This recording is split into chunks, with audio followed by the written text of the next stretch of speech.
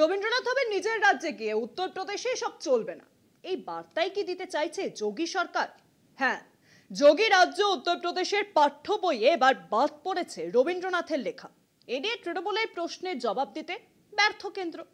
গোটা দেশের সম্মান যিনি, দুনিয়ার সামনে ভারতের মুখ উজ্জ্বল করেছেন যিনি, সে বিশ্বকবির লেখাকে এভাবে ছেঁটে ফেলাটা শিক্ষা ব্যবস্থার গৌরিকীকরণ হিসেবেই দেখছে বিরোধীরা।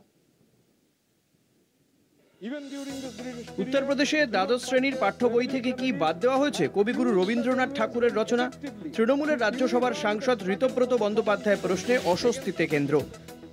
সংসদে এই সংক্রান্ত প্রশ্নের স্পষ্ট জবাব এড়িয়েই গেল মোদী সরকার। উত্তরপ্রদেশে পাঠ্যপুস্তক থেকে বাদ দেওয়া হয়েছে রবীন্দ্রনাথের হোমকামিং। এর তীব্র নিন্দা করেছেন ঋতব্রত। কেন্দ্রীয় শিক্ষা মন্ত্রকের কাছে তিনি লিখিত প্রশ্নের মাধ্যমে জানতে চেয়েছিলেন, উত্তরপ্রদেশ বোর্ড অফ এডুকেশন কি দ্বাদশ শ্রেণীর পাঠ্য বই থেকে রবীন্দ্রনাথ ঠাকুরের লেখা বাদ দিয়েছে? যদি বাদ দেওয়া হয়ে থাকে তাহলে তার বিস্তারিত তথ্য দেওয়া হোক।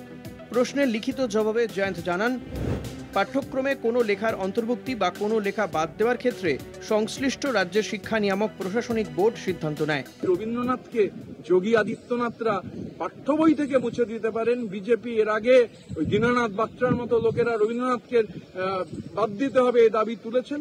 এভাবে রবীন্দ্রনাথকে বাদ দেওয়া যাবে না। ভারতবর্ষ যতদিন থাকবে রবীন্দ্রনাথ ততদিন থাকবে।